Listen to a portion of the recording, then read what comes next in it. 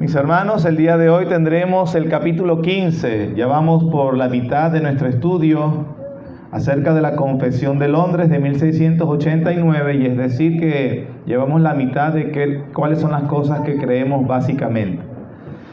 Junto a la que vimos la semana pasada vimos sobre la fe salvadora.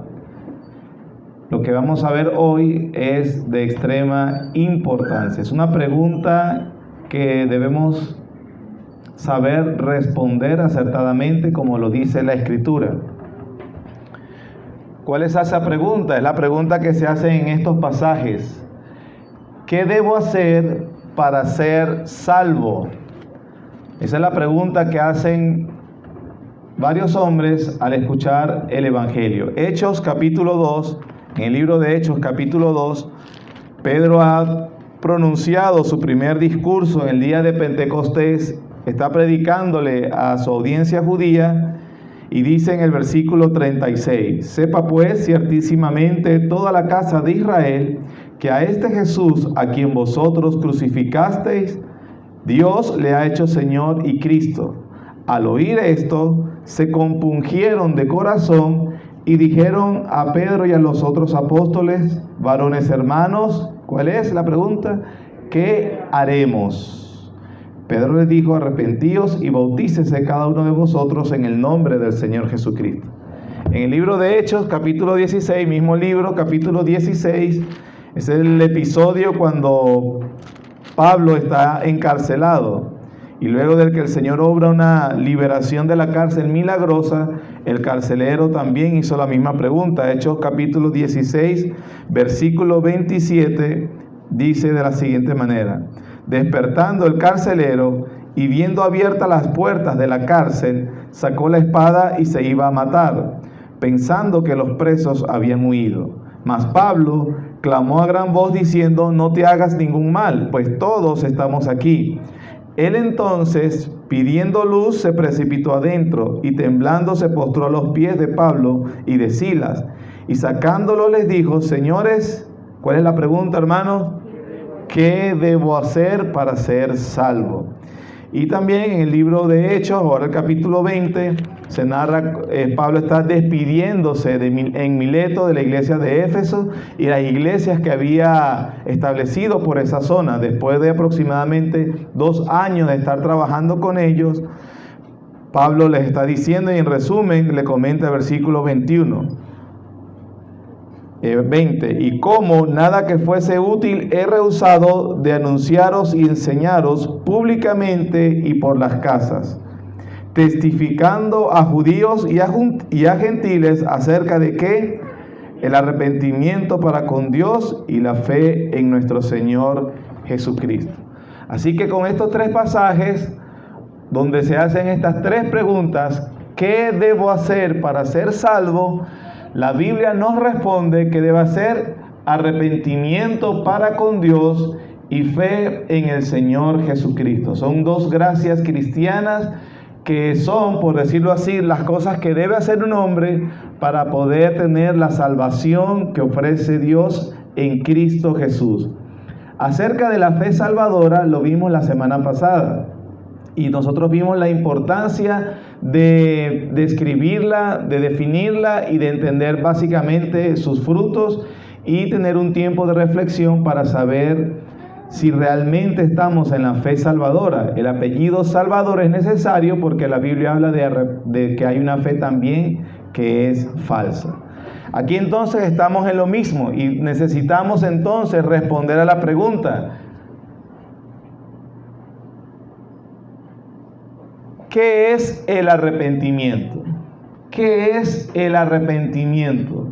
Vamos a ver una definición que hicieron unos teólogos del pasado y luego la clase se va a desarrollar explicando y definiendo por qué esa definición según las Escrituras.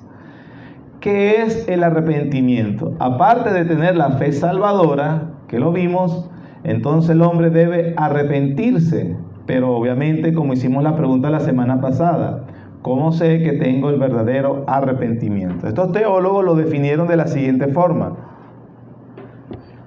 el arrepentimiento para vida es una gracia salvadora, por la cual un pecador con un verdadero sentimiento de su pecado y comprendiendo la misericordia de Dios en Cristo, con dolor y aborrecimiento de su pecado, se aparta del mismo para ir a Dios, con pleno propósito y esfuerzo para una nueva obediencia.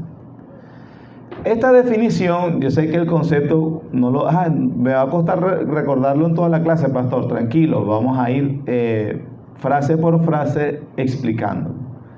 Pero importante en cuanto a esta definición es que precisamente también se presenta como un contraste a la definición que hace la teología de Roma con lo que es el arrepentimiento. Es un contraste a la definición de lo que hace la teología de Roma. La teología de Roma define al arrepentimiento como atrición, la palabra que se utiliza. ¿Qué es atrición según los teólogos romanos? Atrición es arrepentimiento por miedo del castigo eterno y por vergüenza del pecado que se experimenta al haber ofendido a Dios. Hermanos, lo importante de ver las dos definiciones es que en la primera, lo que nosotros creemos que es el verdadero arrepentimiento, nos está hablando entonces que el arrepentimiento no es solamente un desagrado por las consecuencias del pecado, eso es lo que dice atrición. Que dice la vergüenza que se experimenta por haber ofendido a Dios, pero es una vergüenza porque se hace público. Y en realidad, aunque sí hay un elemento de vergüenza que se percibe en el alma, en el corazón por el pecado, no es simplemente un desagrado por las consecuencias también que este pecado produce. Por lo general, bueno, estoy arrepentido del alcoholismo porque me llevó a la pobreza, me hizo hacer cosas malas, me separó de mi familia. Esas son consecuencias. No es un desagrado a esas consecuencias, aunque está bien sentir desagrado por eso, pero eso no es arrepentimiento. Tampoco, como dice la definición, es un miedo por el castigo eterno, un temor a los horrores del infierno. Es por eso que desde la Edad Media los pintores clásicos trataban de siempre dibujar el infierno con mucho terror, todo lo es una caricatura acerca del diablo ahí atormentando a las personas. Entonces, por supuesto, ¿quién quiere ir a ese lugar? No, yo no, nadie quiere ir a ese lugar. Hoy en día se hace otra caricatura de, bueno, sí, yo voy para el infierno, me llevo mi polarcita y voy a rumbear. Bueno, eso es una caricatura del infierno. Y si bien las escrituras hablan de los horrores del infierno, el arrepentimiento no es simplemente un terror, un temor a los horrores del infierno. Entonces, no es por miedo al castigo eterno, tampoco es una vergüenza que se siente al ser descubierto por el pecado. Y tampoco, obviamente, y también, por supuesto, cuando yo estoy avergonzado, la gente, la sociedad, mi familia, en la iglesia, la gente que me conoce, comienza a ver esas cosas negativas de mí, yo voy a modificar mi comportamiento externo, ¿verdad? Voy a tratar de adecuarme a los estándares sociales donde yo me desenvuelvo, y entonces voy a tener un cambio externo. Bueno, el arrepentimiento no es un mero cambio externo de la conducta o de las actitudes. Si bien, nuevamente, conlleva eso no es solamente el arrepentimiento. El arrepentimiento puede, el no regenerado, el no cristiano, puede tener estas tres cosas, hermano, pero no saber nada del arrepentimiento para vida. Vamos nuevamente al libro de Hechos y vemos que estas características están en un hombre que comprende algunas cosas, pero no tiene el verdadero arrepentimiento. Hechos capítulo 24. Libro de los Hechos, capítulo 24, está el apóstol Pablo encarcelado y uno de los gobernadores, Félix, está muy interesado en la conversación, cómo articula Pablo. Recuerden que Pablo es un intelectual, sabe hablar y todo esto. A los hombres les gusta cuando les presentan las ideas de forma ordenada. Pero esto es lo que presenta Félix, pero no tenía verdadero arrepentimiento. En el versículo 24 dice la siguiente forma: algunos días después, viniendo Félix con Drusila su mujer, que era judía. Ese detalle es importante, porque si es judía es muy importante, hace ver que este Félix conocía entonces algunas cosas del antiguo pacto. Esta judía seguramente sabía acerca de la religión judía y le había hablado a Félix. Félix llamó a Pablo y le oyó acerca de qué oyó, hermanos, de la fe en Jesucristo. Pero al disertar Pablo acerca de la justicia, del dominio propio y del juicio venidero, ¿qué hizo Félix? Se espantó. Entonces, tuvo el mejor predicador después del Señor Jesucristo, a Pablo, hablándole de la fe, hablándole del juicio, hablando del juicio venidero, de la justicia, del dominio propio. Y Félix estaba deslumbrado, se espantó y dijo, ahora vete, pero cuando tenga oportunidad te llamaré. Cuando alguien nos dice algo así, ¿qué decimos nosotros? Oye, parece que el Señor está tocando esta alma, probablemente me reúna la próxima semana. Estamos emocionados, no hay problema en eso. Oraríamos por este Félix y seguro apartaríamos cualquier cosa con tal de volvernos a reunir con él. ¿Por qué? Está cerca del reino, hermano, está interesado. Versículo 26. Esperaba también con esto que Pablo le diera dinero para que le soltase, por lo cual muchas veces lo hacía venir y hablaba con él. Pero al cabo de 2 años recibió Félix por sucesor a Porcio Festo, y queriendo Félix congraciarse con los judíos, dejó preso a Pablo. Entonces, bueno, esto es lo que se llama un discipulado de 2 años. Si usted tiene 2 años viniendo, todavía no le creemos, aviso. Vamos a ver cómo es el tercero. No quise decir eso. Pero lo que quiero decir es, hermanos, que recibir un discipulado de 2 años personal con el mejor predicador humano, bueno, aparte de nuestro Señor, ¿quién no va a lo mejor hasta este Félix nos daría una clase de teología bíblica? Y estaba interesado, y se espantaba, y le gustaba el tema, y seguro comprendía, hablaba con Pablo. Pero que había arrepentimiento para vida, no lo había. Entonces, esta atrición o estas marcas que se pueden ver, no significan que son arrepentimiento verdadero. Un teólogo, John Murray y Albert Martin después, son 2 teólogos muy respetados, definieron hicieron el ejemplo de que el arrepentimiento es como un árbol. Al comparar el arrepentimiento verdadero con un árbol, entonces esa imagen en nuestra mente nos ayuda a hacer una analogía de qué es los elementos que nos identifican al verdadero arrepentimiento. Y al ver estos elementos, vamos a ir aclarando la definición que tuvimos al principio. Entonces, en primer lugar, se nos enseña que el arrepentimiento es una gracia salvadora. Esa fue la primera oración en la definición que vimos. El arrepentimiento es una gracia salvadora. Al decir que es una gracia salvadora, es una gracia, es un don que Dios da. El arrepentimiento no está en el fondo de las personas, en su interior. El arrepentimiento verdadero no lo tienen las personas en su estado natural. El arrepentimiento verdadero no lo pueden tener las personas que están condenados o muertos en sus delitos y pecados. El arrepentimiento verdadero es una gracia salvadora. ¿Por qué? Porque es lo que dice la Biblia. Estos 3 pasajes rápidamente. El libro de los Hechos, capítulo 5.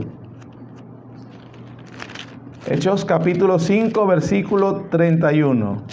Dice de la siguiente forma: Hechos 5:31. A este Dios ha exaltado con su diestra por príncipe y salvador para dar a Israel arrepentimiento y perdón de pecados. Es el discurso del apóstol Pedro, el segundo discurso que está en el templo, habla del Señor Jesucristo, y entonces note que la audiencia en este momento es solo judíos, por eso él hace la referencia, darle a Israel. Aquí esta primera parte. Pedro tiene una audiencia judía solamente o israelita, y él dice que a Jesucristo es el que Dios exaltó, a Jesús que crucificaron, y ese acto en la resurrección de Jesús, Jesús ganó varias cosas, unas gracias salvadoras, en este momento la gracia del arrepentimiento, y luego dice para que Dios le diera. Entonces Israel es un agente pasivo y el agente activo de la acción es Dios. Dios es el que da la gracia del arrepentimiento, ¿sí? Es lo que leemos en el versículo. Ahora vamos al capítulo 11 del mismo libro de los Hechos, capítulo 11, versículo 31. El primero hablamos de Israel solamente. Capítulo 11, versículo 18, capítulo 11, versículo 18. Esto lo estuvimos viendo la semana con el pastor David, que es el informe de Pedro sobre la predicación en casa de Cornelio y quienes lo acompañaban, que eran todos gentiles. El judío es Pedro y algunos que acompañaban a Pedro, pero ahora está hablando de los gentiles y dice versículo 18: entonces, oídas estas cosas, callaron y glorificaron a Dios diciendo, de manera que también a los gentiles, ¿a qué? Ha dado Dios arrepentimiento para vida. Así que en el 5:31 Dios le da a los israelitas el don del arrepentimiento. En el 11:18 nuevamente Dios da arrepentimiento a los gentiles, que es toda persona que no pertenezca al Israel étnico. Es decir, entonces, que según estos dos pasajes, el arrepentimiento es una gracia que da Dios. No está en los hombres naturalmente. Los hombres se pueden en sus relaciones sociales arrepentirse. Yo te ofendí, discúlpame, me arrepiento de haberte ofendido. Ok, pero estamos hablando del arrepentimiento para vida, arrepentimiento para ser salvo, que es la pregunta que estamos respondiendo desde el principio. Por lo tanto, estos pasajes y un tercer y último que vamos a ver, nos enseñan que es una gracia, un don que Dios da. Segundo libro de Timoteo, segunda carta a Timoteo, capítulo 2. Segunda carta de Pablo a Timoteo, capítulo 2.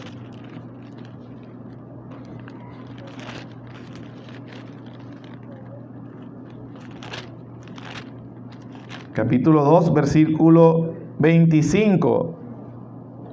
Hablando del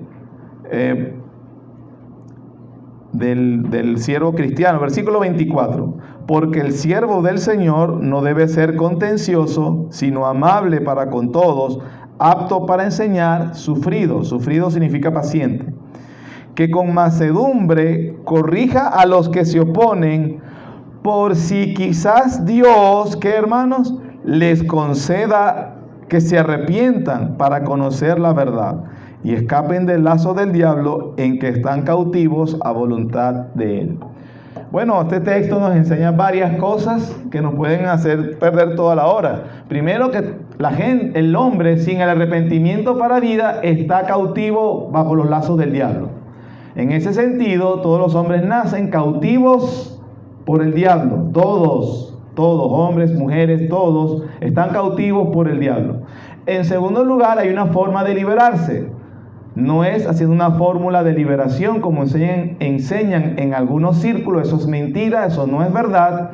Y en tercer lugar, sí hay una forma. ¿A través de qué? El arrepentimiento para vida. Eso significa que alguien cautivo por el diablo no pierde la conciencia. Y en segundo lugar, lo que hay que hacer es predicar el evangelio. No hay que hacer otra cosa.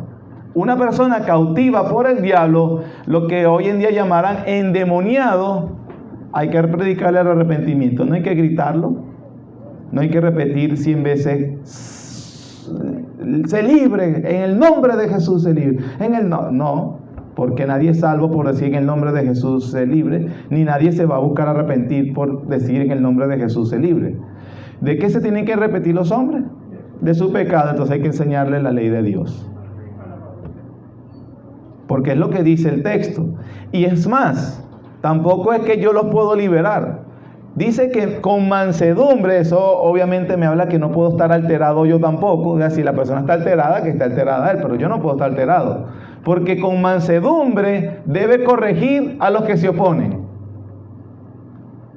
Eso significa que no son dos alterados ahí. En el nombre de Jesús, suéltalo, Satanás. Debo ser manso y debo explicarle el evangelio. Y debo descansar, ¿qué dice Pablo aquí? Por si quizás Dios le conceda que se arrepienta. Entonces, por estos tres textos, nos damos cuenta que solo hay un terreno donde este árbol, recuerden que estamos hablando, asemejándolo a un árbol, donde este árbol puede nacer o crecer. ¿Y dónde puede crecer ese árbol entonces? En un solo terreno, el terreno de un corazón regenerado. Por lo que nos dice inmediatamente que hay un orden. ¿Qué debe suceder para que haya arrepentimiento verdadero? Debe suceder la regeneración, o debe suceder el nuevo nacimiento. ¿Quién o qué produce el nuevo nacimiento? El Espíritu Santo, a través también de la predicación del Evangelio. Una persona no regenerada no puede tener el arrepentimiento para vida. Debe predicársele el Evangelio.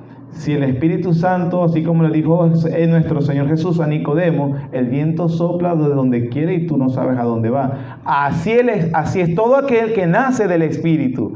Cuando el Espíritu Santo en su poder soberano crea vida o cambia el corazón del hombre pecador, entonces solamente este terreno esta persona puede hacer caso al llamado a arrepentimiento y obtener el arrepentimiento para vida o ejercerlo. Es un don que Dios da. Nuevamente, la iniciativa es ¿de dónde? ¿Quién comienza?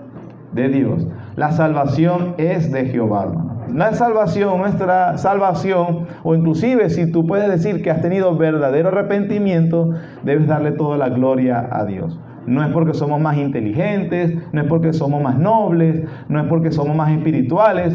Es una gracia cristiana, es una gracia, un don que Dios da. ¿Sí? Ese es el terreno, apenas estamos en el terreno, estamos hablando de un árbol. En el terreno entonces solamente en ese terreno se necesitan unas raíces. ¿Cuáles son las raíces del verdadero arrepentimiento? Las raíces, hermanos, en un árbol tienen la función de nutrirlo. ¿De qué se nutre el verdadero arrepentimiento? El verdadero arrepentimiento es nutrido por dos grandes convicciones en el alma. Primero se da el corazón regenerado, el terreno. Luego son dos convicciones que son dos raíces que nutren este árbol. Esa primera raíz, la primera es un verdadero sentimiento de su pecado. Un verdadero sentimiento de su pecado tiene el hombre. ¿Qué significa esto? Es ser consciente de las múltiples maldades de su pecado. ¿Se recuerda? Al que se le perdona poco, poco ama. Al que se le perdona mucho, mucho ama. Porque el que siente, bueno, es que tanto me tenían que perdonar. A mí, ¿qué tanto? Bueno, es una persona como Simón, Simón el fariseo, que no era consciente de las múltiples maldades de su pecado.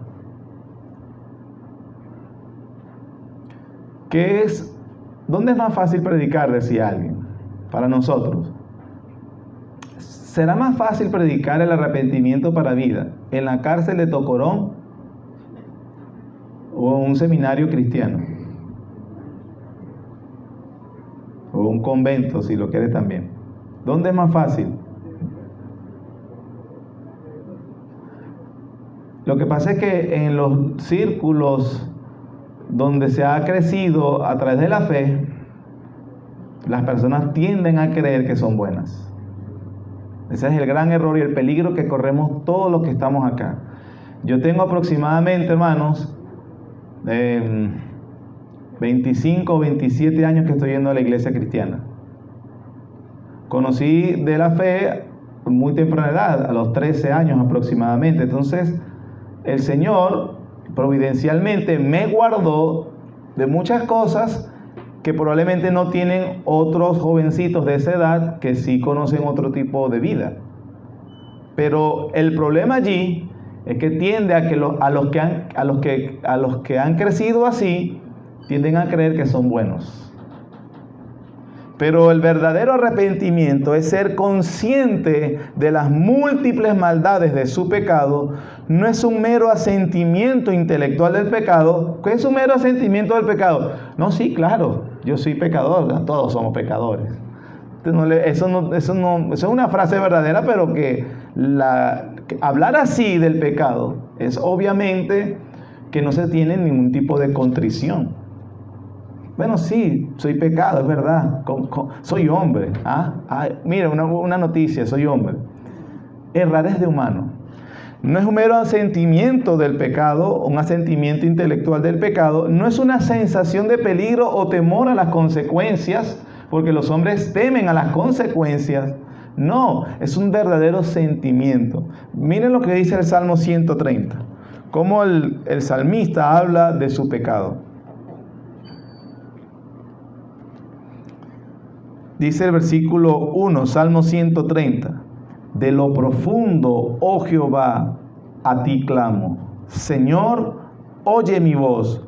Estén atentos tus oídos a la voz de mi súplica. Jehová, si mirares a los pecados, ¿quién, oh Señor, podrá mantenerse? Esta etapa, esta primera frase del salmista habla de que él tiene una conciencia de las maldades múltiples.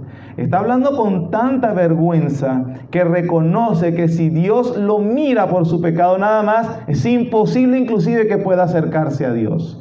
Y él está aquí tú sabes, he tenido unas fallas. No, de lo profundo, oh Dios, te clamo. De lo profundo, estoy en lo más profundo y oye mi súplica. La única forma de que uno suplique es que uno se sienta desesperado. Nadie suplica de a nada, ¿cierto?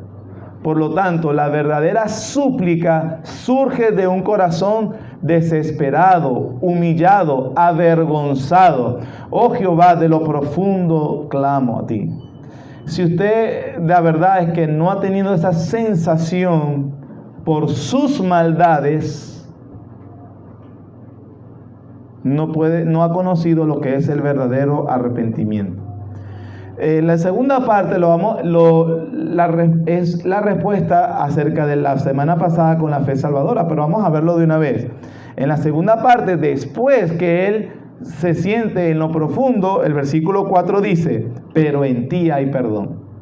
El arrepentimiento es un reconocimiento de las múltiples maldades y al mismo tiempo fe en el perdón de Dios. El arrepentimiento verdadero no es solamente sentirse mal por el pecado. Mucha gente se siente mal por la maldad. Judas se sentía terrible. Tanto era la culpa en su alma, tanto fue consciente de la maldad que había hecho, que era preferible ahorcarse que seguir viviendo con eso. ¿Me estoy explicando? Era terrible lo que sentía Judas, pero él no tenía fe en el perdón de Dios. Eso es la fe salvadora. Esa es la otra cara de la moneda.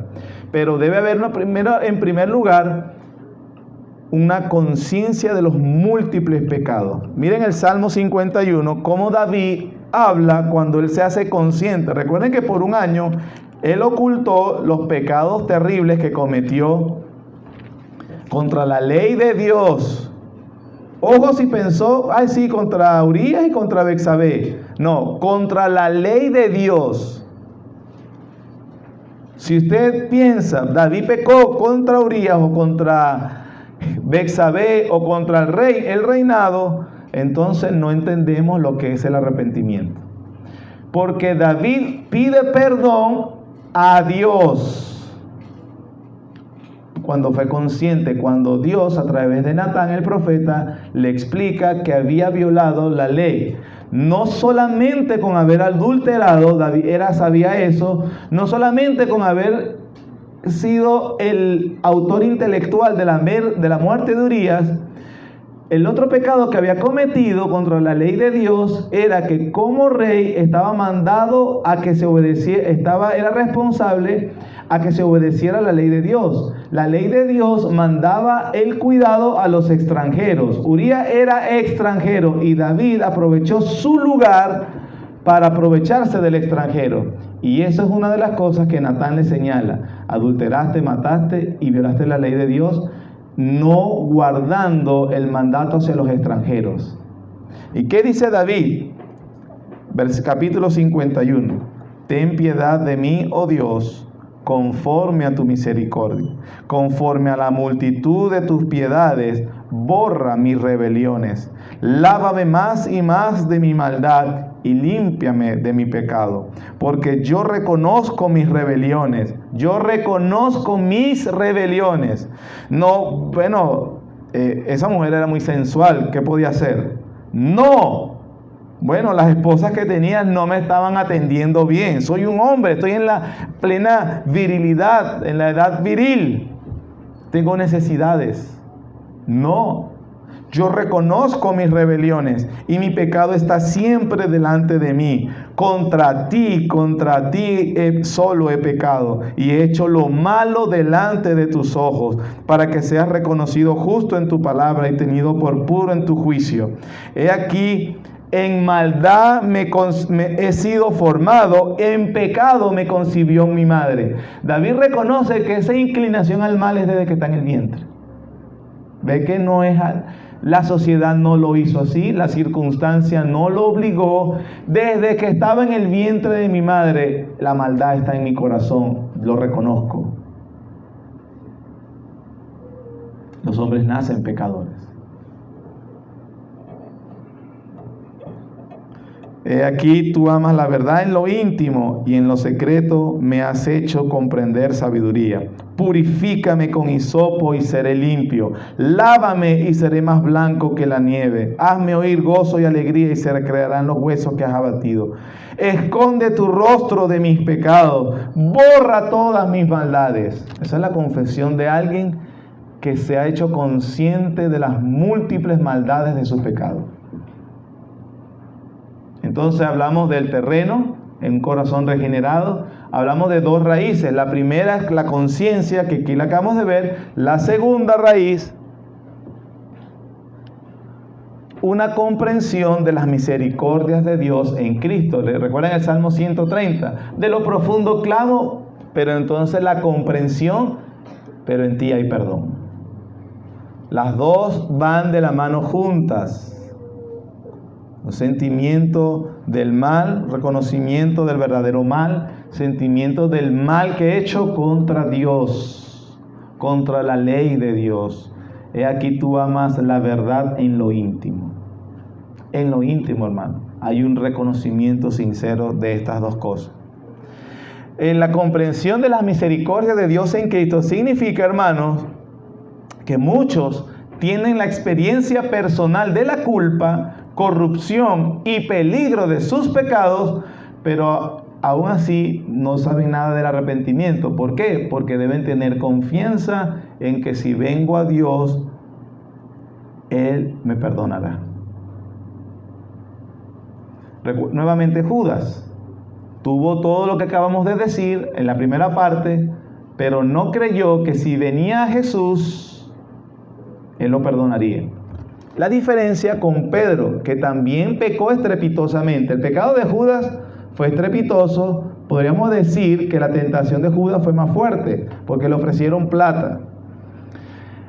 A Pedro fue más catastrófica, fue más estrepitosa, porque fue una sirvienta que le dijo: pero tú no eres Galileo como Jesús. Y empezó a maldecir.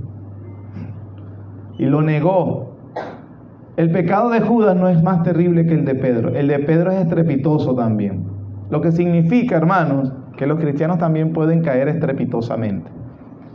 Pero ¿cuál es la diferencia con Pedro? Pedro tenía este remordimiento, fue consciente de los múltiples maldades de su pecado. Cantó el gallo, dice Marcos, que recordando las palabras de Jesús, antes de que cante el gallo, me vas a negar 3 veces. Pedro lloraba amargamente, pero no fue y se suicidó. Estaba mal por el pecado. Cuando apareció el Señor Jesús resucitado, porque recuerden que el Señor Jesús muere, está en la tumba, Pedro no tiene a dónde ir, o sea, no tiene cómo, a dónde va, simplemente murió y yo lo traicioné de la peor manera. Pero cuando aparece el Señor Jesús resucitado, Pedro se fue corriendo a Jesús. Y seguro iba, perdóname, te negué. Y él recibió perdón. Y el Señor lo restaura en la gracia. El que viene a mí no le echo fuera, dice el Señor. Entonces hemos hablado del terreno. Recuerden el árbol del arrepentimiento, ¿dónde crece? Tiene que haber un terreno. Es una gracia. Corazón regenerado, ¿sí? Segundo, tiene 2 raíces. La primera, verdadero sentimiento del pecado. Y la segunda, una comprensión de las misericordias en Cristo. Pero entonces, de ese terreno, con esas raíces, va surgiendo ya el árbol, que es la característica más visible del árbol, es el tronco, las ramas. ¿Cuál es el tronco? La esencia más visible del arrepentimiento, donde ha sucedido esto que hemos descrito hasta ahora. En tercer lugar, un dolor y aborrecimiento del pecado y un apartarse de él para ir hacia Dios. Las 2 palabras comunes en el Nuevo Testamento sobre arrepentimiento son metanoia, cambio de mente, y epístrofe, dar vuelta. Aquí es muy importante, hermanos, tener la diferencia con respecto a estas 2 palabras. Si vemos, sus definiciones son casi iguales, pero hay una sutileza importante. Epístrofe es la connotación de darse vuelta. Yo voy caminando para acá, epístrofe, me volteo y me di vuelta. Eso externamente o visiblemente te puede decir, se arrepintió de ir en una dirección, ahora va hacia el otro. Pero lo que no debemos olvidar es que también está ligada metanoia, que es cambio de mente. ¿Por qué esto es importante? Porque yo puedo cambiar de dirección sin cambiar mi deseo de ir para allá. Lo que nos dice que la primera palabra es importante porque el arrepentimiento en el verdadero está motivado por principalmente un cambio de mente. Esto nos advierte con la cuestión de los hombres en la búsqueda de ser aceptados, modifican sus comportamientos externos y algunos ni los modifican. Tienes que entenderme, yo soy así. Soy así. El arrepentimiento entonces más, me están viendo los hermanos. ¿Qué va a decir? ¿Qué va a decir mi hijo? ¿Qué va a decir mi familia? ¿Qué van a decir en mi trabajo? ¿Qué va a decir la sociedad donde vivo? Entonces, más que simplemente voltearse así, es un cambio en la mente. Cuando hablamos de mente, del corazón. Es el arrepentimiento. Entonces, no me puede estar viendo la gente, pero mi manera de pensar, mi forma de pensar con respecto a ese pecado ha cambiado. Ha cambiado. Si no, no hay arrepentimiento.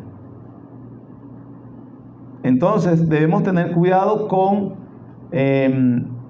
solamente fijarnos en los cambios externos. Por supuesto, viene en el epístrofe, también se usa en el Nuevo Testamento para hablar de arrepentimiento, pero no debe olvidar metanoia. Es un cambio en la forma de pensar. Por eso al cristiano no se le amenaza para que cambie algunas cosas. Él tiene un deseo verdadero, una convicción verdadera de cambiar, sobre todo, su visión acerca del pecado. ¿Cómo hablas acerca del pecado que supuestamente te arrepentiste? En primer lugar, no nos gusta hablar de eso. ¿Tú sabes lo que yo hacía? No, si yo te cuento.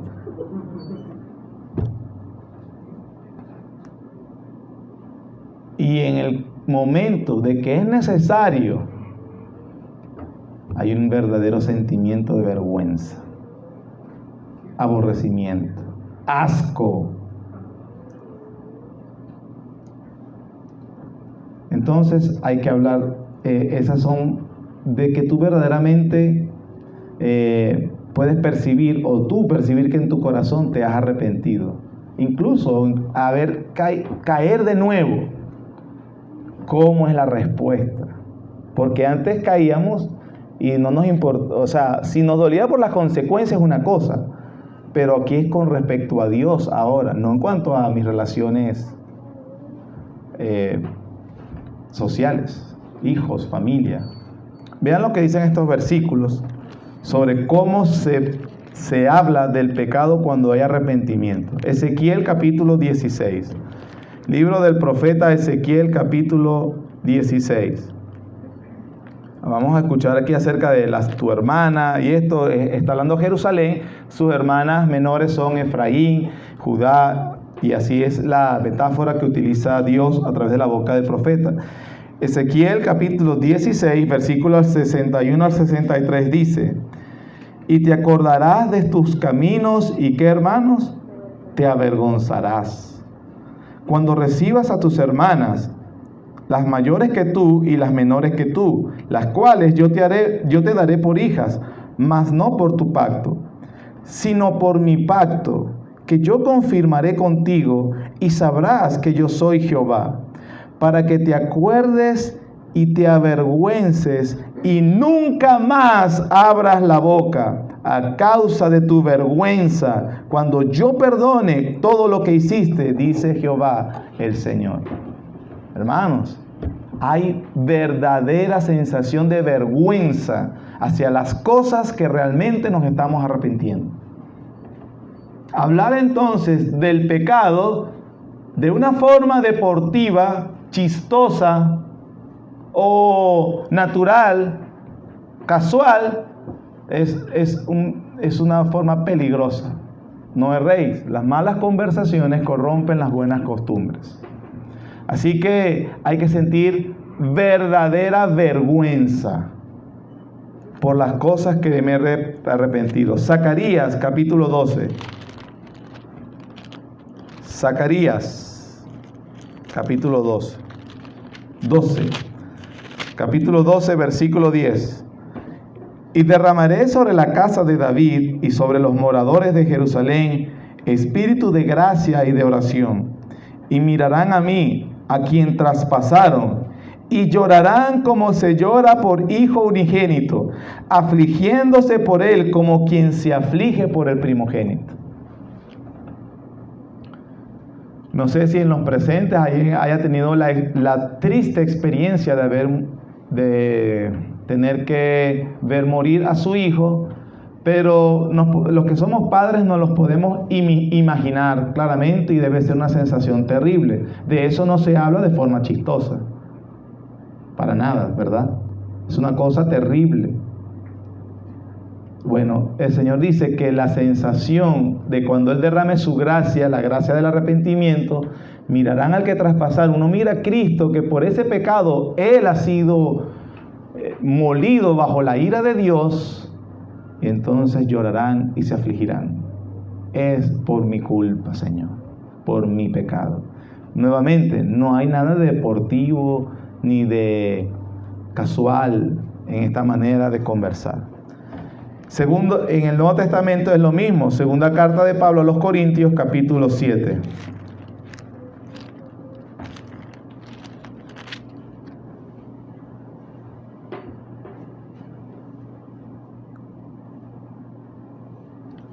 Segunda carta de Pablo a los Corintios, capítulo 7, versículo 9. Dice: ahora me gozo, no porque hayáis sido contristados, sino porque fuisteis contristados para arrepentimiento, porque habéis sido contristados, ¿qué, hermanos?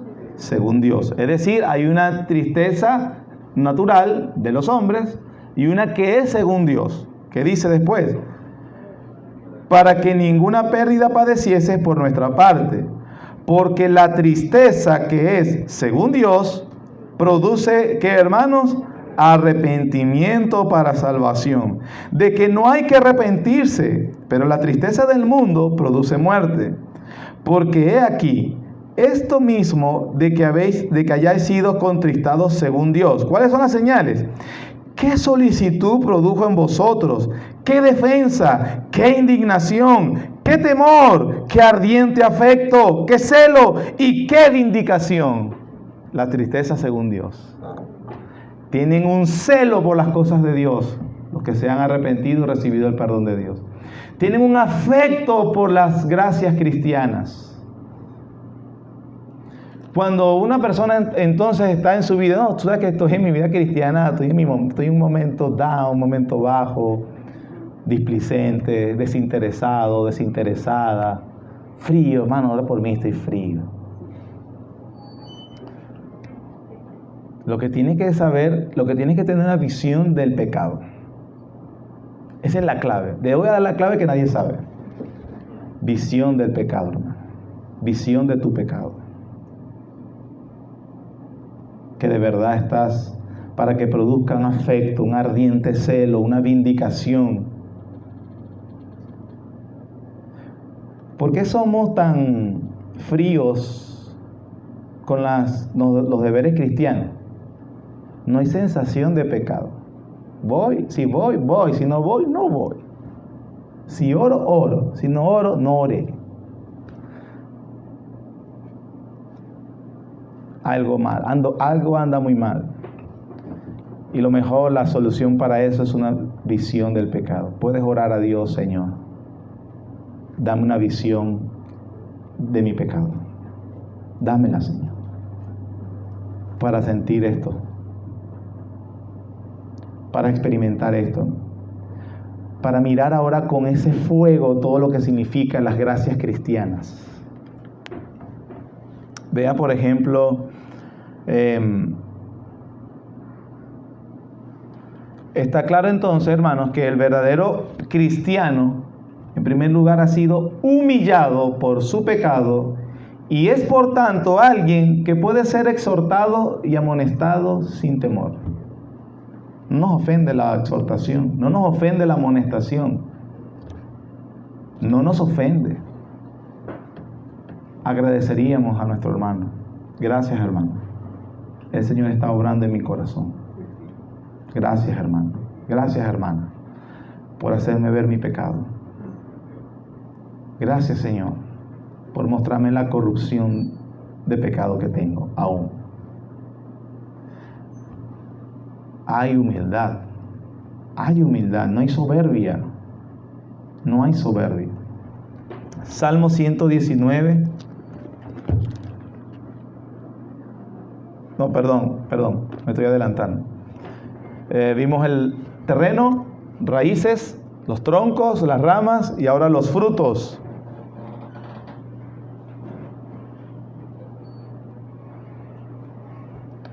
¿Cuáles son los frutos del arrepentimiento verdadero? Confesión de pecado. ¿Y cuál es el otro? Abandono. La confesión, hermanos, significa que alguien que rehúsa a confesar su pecado conocido no es verdaderamente alguien que está contrito por su pecado. El que encubre su pecado no prosperará, mas el que lo confiesa y se aparta alcanzará misericordia. El abandono de pecado, hermanos, es un esfuerzo sincero por alejarse de todas las oportunidades para pecar. Ojo con esa definición. Es un esfuerzo sincero, lo que significa que no es un abandono perfecto. Debemos reconocer que a pesar que nos esforzamos y nos entristecemos por el pecado, el remanente de pecado continúa y entonces hay un esfuerzo sincero para evitar todas aquellas oportunidades que me van a producir que son fuentes de pecado. Hay un plan concreto, de evitar lugares, evitar personas, evitar programas, evitar pensamientos inadecuados. Ahora debo llenar mi mente de otra cosa, para que realmente se vean los frutos. Esos son los frutos. Alguien puede decir, bueno, el arrepentimiento es confesión de pecado y abandono de pecado. Pero si tú has puesto atención, esto es los frutos del árbol. Estamos hablando que para que haya ese fruto debe haber un terreno, la regeneración, una gracia cristiana de Dios. Hay unas dos raíces que nutren la contrición, un sentimiento de pecado y la comprensión de las misericordias de Dios. El tronco, lo más visible, el abandono, el confesar y los frutos del arrepentimiento. Perdón, en el tronco dije el arrepentimiento, el cambio de mente y la vuelta, el sentimiento de vergüenza, y los frutos que son la confesión y el abandono. Confesión y abandono. Ahora sí, Salmo 119. Ya estamos aterrizando. Ya me quedan un par de minutos nada más. Salmo 119, 59 y 60 dicen: consideré mis caminos y volví mis pies a tus testimonios. Me apresuré y no me retardé en guardar tus mandamientos. Versículo 104 del mismo 119. De tus mandamientos he adquirido inteligencia, por tanto he aborrecido todo camino de mentira. Hermanos, hay una verdadera sensación de aborrecimiento y de ir a Dios. Ojo, hermanos, la confesión de pecado y el abandono son universales. ¿Qué quiero decir con eso que son universales? Es contra todo pecado conocido. O sea, no hay, bueno, de esto sí me arrepiento y de esto, tú sabes, tengo que mantenerlo un ratico más. No, hay un arrepentimiento genuino. Por más que seamos débiles y por más que fracasemos.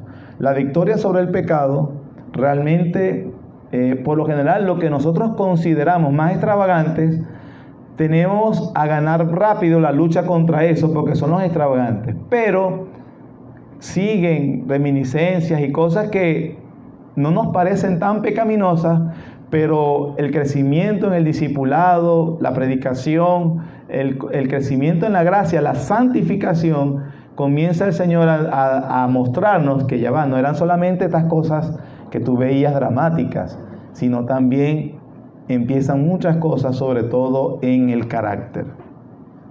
Quisiera finalizar, hermanos, poniendo una cita de uno de los teólogos más influyentes y respetados, que es Sam Waldron, que dice acerca de la experiencia en la vida cristiana, y leemos los párrafos de la confesión. Sam Waldron dice así, hace la pregunta primero: ¿es el arrepentimiento, la confesión y la renuncia del pecado, volverte de él con dolor y odio hacia él mismo, tu experiencia constante y aún diaria? O sea, ¿esta experiencia es constante y aún diaria? Pregunta.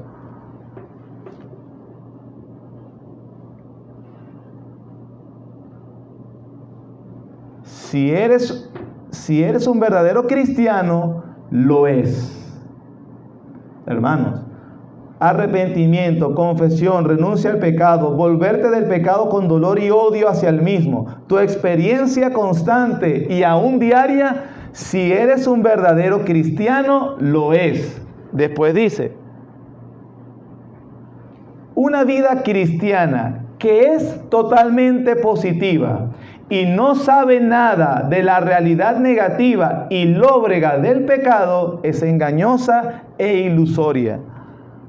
La tristeza y el pesar forman parte de la vida cristiana porque forman parte del arrepentimiento.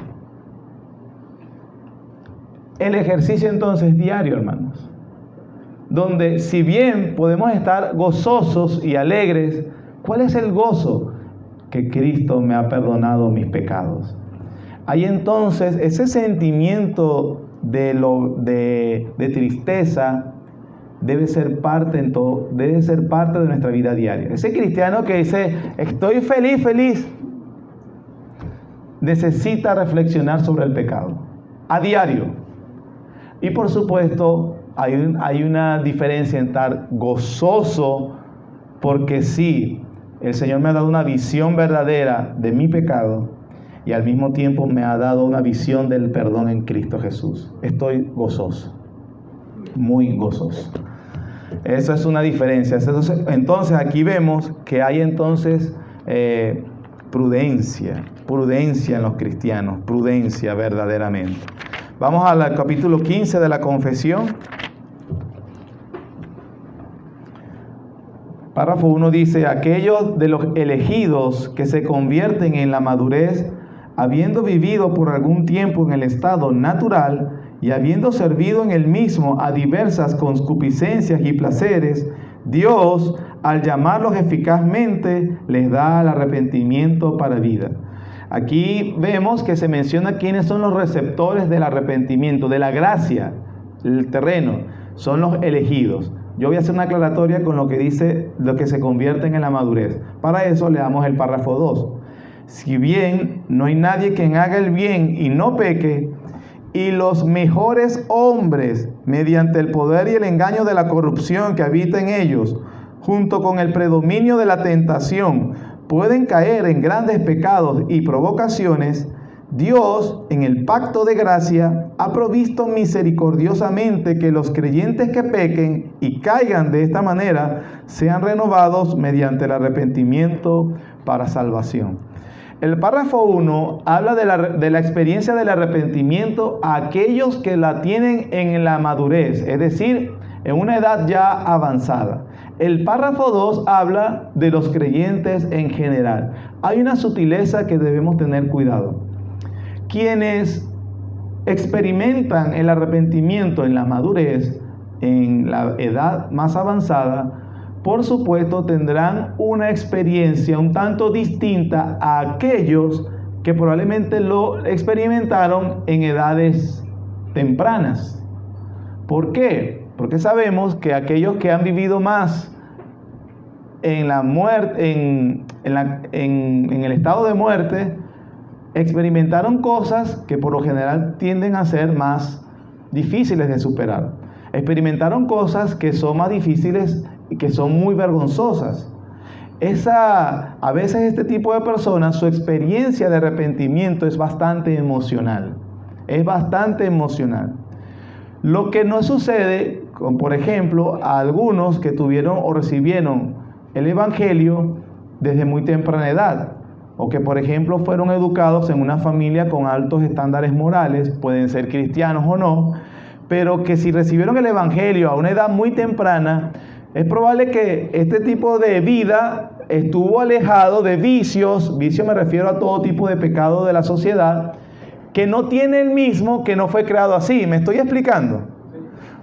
Entonces, la experiencia del que tuvo esta gracia en su juventud, podemos decir lo que es una experiencia más ordinaria. No hay un torrente emocional, porque de alguna forma no ha vivido o no ha caído en aquellas cosas que tiene aquel que sí ha tenido una vida más corrida. Creo que sí me puedo dar a entender en los términos. Por lo tanto, hermanos, tengan cuidado. El arrepentimiento verdadero, como lo estuvimos definiendo, nunca mencionamos un torrente emocional. La persona llora y ahí está golpeándose. Eso puede ser, pero no significa que el que no lo tenga no tiene arrepentimiento verdadero, o el que lo esté haciendo, ahí hay verdadero arrepentimiento. No, estamos hablando del árbol, recuerdes el árbol, no las expresiones emocionales. Hay personas que lloran por todo.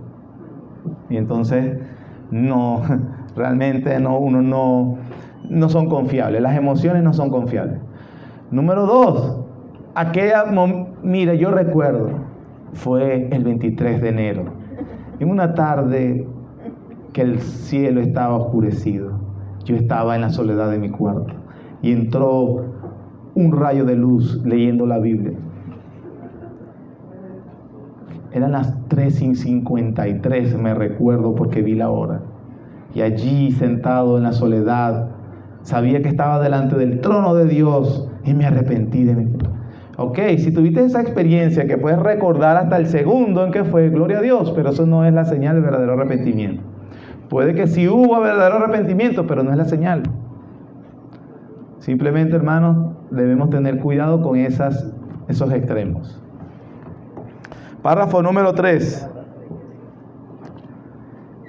Este arrepentimiento para salvación es una gracia evangélica, ya la definimos.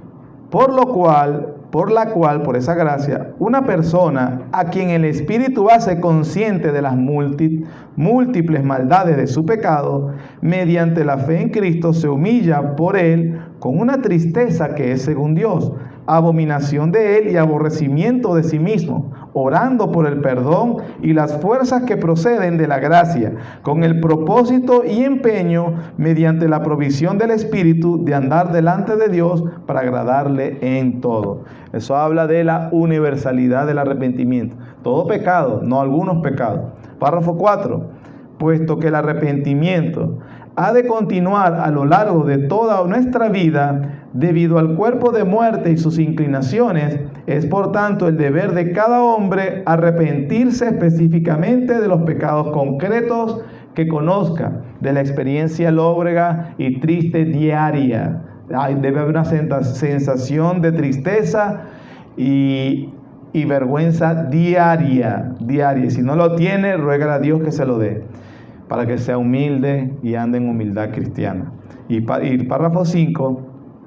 Tal es la provisión que Dios ha hecho a través de Cristo en el pacto de gracia para la preservación de los creyentes, para salvación que, si bien no hay pecado tan pequeño que no merezca la condenación, no hay, sin embargo, pecado tan grande que acarree condenación a aquellos que se arrepienten, lo cual hace necesaria la predicación constante del arrepentimiento. ¿Qué significa eso, hermanos? Como hablábamos de que es una sensación diaria, debe ser una exigencia de la iglesia hacia los pastores de su iglesia. Predique arrepentimiento, pastor. Predíquelo. Es la forma de mantenernos en el estado correcto ante la salvación de Dios. Señor, gracias, porque nos permites conocer estas verdades. Padre, el peor peligro, lo peor que puede suceder, es estar hablando de todo esto y no experimentar estas gracias. Solamente tú la puedes otorgar. Oh Dios mío, a ti clamamos, suplicamos y rogamos. Concédenos la gracia del arrepentimiento y la fe. Danos una visión correcta de nuestro pecado, Señor, y una visión de las misericordias que nos das en Cristo Jesús. Gracias, Padre. Amén.